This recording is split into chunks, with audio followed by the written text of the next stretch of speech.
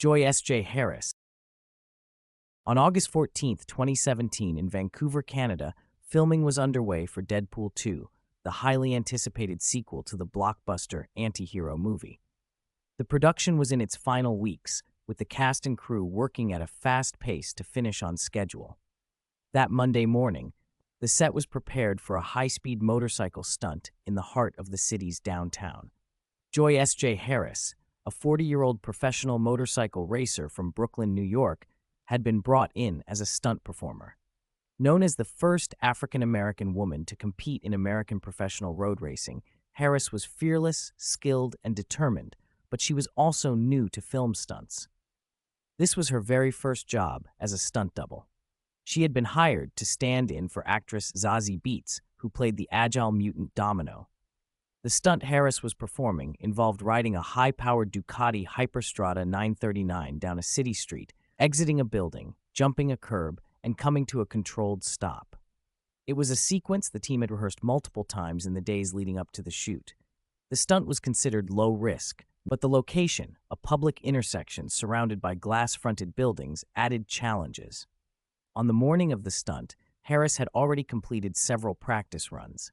Witnesses later said she appeared calm and focused, and even without a helmet, the character she was doubling didn't wear one in the scene.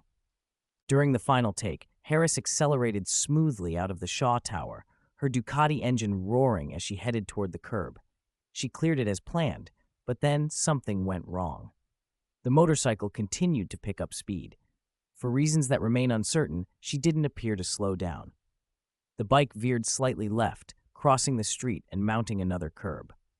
Before anyone could react, Harris was propelled across the sidewalk and into the glass facade of the Shaw Tower's ground floor. The impact was immediate and catastrophic. Crew members rushed to her side, but it was clear her injuries were severe. Emergency responders arrived within minutes, but Harris was pronounced dead at the scene.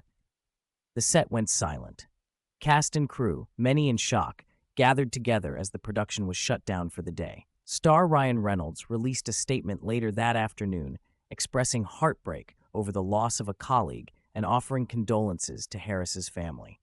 In the days that followed, questions emerged about how such an experienced racer could lose control on what was considered a routine stunt.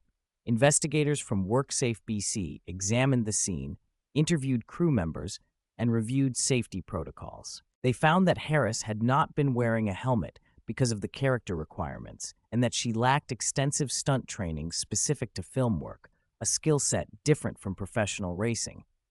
Unlike a racetrack, film stunts require hitting precise marks while adapting to camera angles, timing cues, and environmental obstacles. The report also noted that the motorcycle she was riding was more powerful than the one she had practiced on, and that a last-minute change had given her limited rehearsal time with it. These factors combined into a tragic chain of circumstances. Officials concluded that her death was accidental but preventable, citing a need for clearer communication, better risk assessment, and thorough stunt-specific preparation for all performers, especially first-timers. Harris's death was the first on-set fatality for a stunt performer in British Columbia in more than a decade. Her friends and fellow racers remembered her as determined, fearless, and a trailblazer for women and people of color in motorsports. The producers of Deadpool 2 dedicated the film to her memory.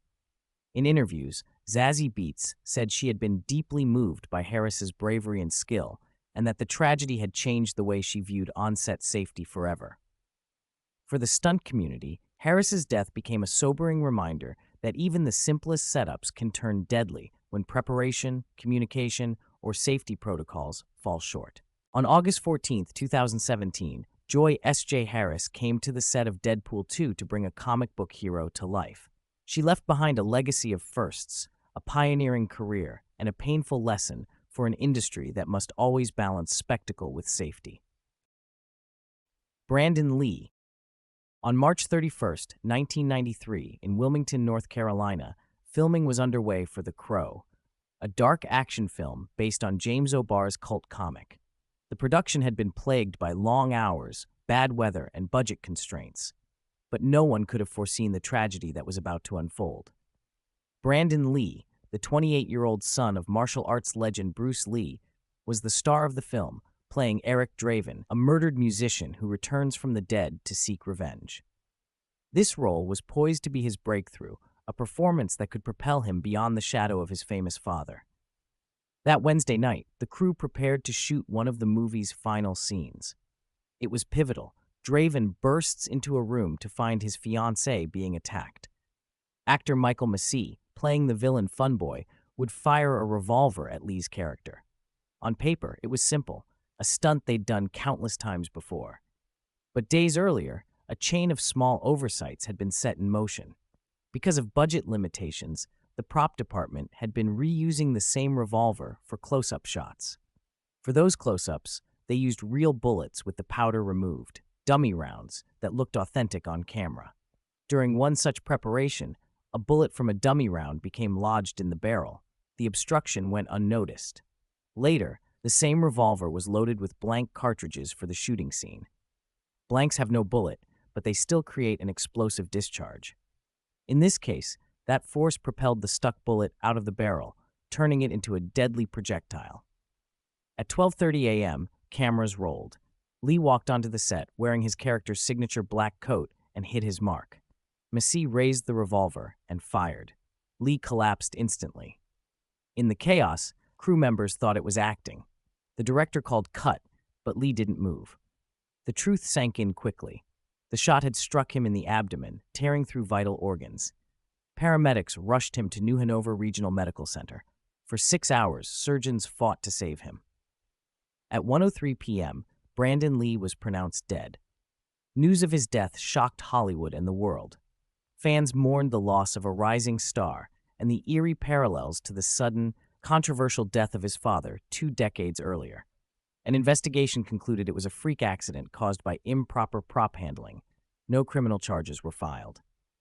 Michael Massey, devastated, took a year off from acting and refused to watch the finished film. Production halted for weeks. Some thought the movie should be scrapped, but with the blessing of Lee's fiancée, Eliza Hutton, and his mother, Linda Lee Cadwell, the filmmakers finished it using body doubles and early CGI for Lee's remaining scenes.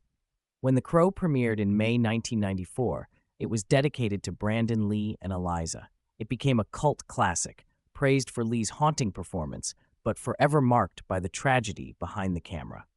The accident led to stricter firearm safety protocols on sets, yet it remains a painful reminder that even controlled environments can turn deadly when complacency sets in.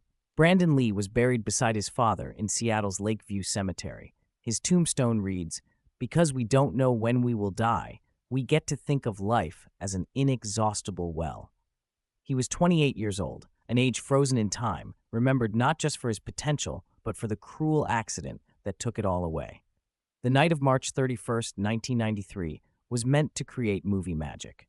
Instead, it became one of Hollywood's most heartbreaking cautionary tales. Paul Walker. On November 30th, 2013, Paul Walker was in Santa Clarita, California, attending a charity event organized by his foundation, Reach Out Worldwide. Known for his role as Brian O'Connor in the Fast and Furious franchise, Walker was taking a brief break from production to support disaster relief efforts and spend time with friends. Walker was not only an actor, but also a passionate car enthusiast and philanthropist, often attending charity events and car shows during breaks in filming. On that clear Saturday afternoon, Walker was a passenger in a red Porsche Carrera GT, driven by his close friend and business partner Roger Rodas. The car accelerated down a public street, but witnesses say it quickly lost control, crashing into a lamppost and 2 trees before bursting into flames.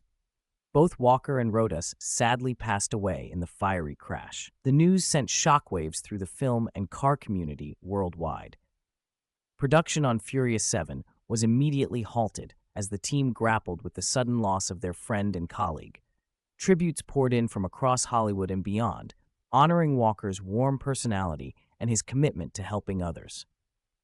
An investigation into the crash revealed that the car was traveling at an unsafe speed, estimated between 80 and 93 miles per hour in a 45 miles per hour zone.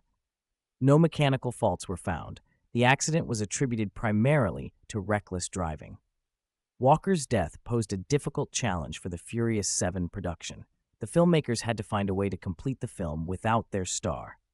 Using a combination of CGI, body doubles including Walker's brothers Caleb and Cody, and rewritten scenes, the movie was eventually finished, culminating in a poignant tribute to Walker in the film's closing sequence. Furious 7 was released in April 2015 to critical and commercial success. The film's heartfelt send-off resonated deeply with fans, celebrating Walker's legacy as both an actor and a humanitarian. Paul Walker's death was not an on-set accident, but it occurred during filming and forever marked the franchise and industry with a reminder of the real-life risks surrounding high-speed driving and the need for safety, both on and off the set. Walker's memory lives on through his films, his charity work, and the enduring impact he made on the people who knew him and the millions who admired him worldwide.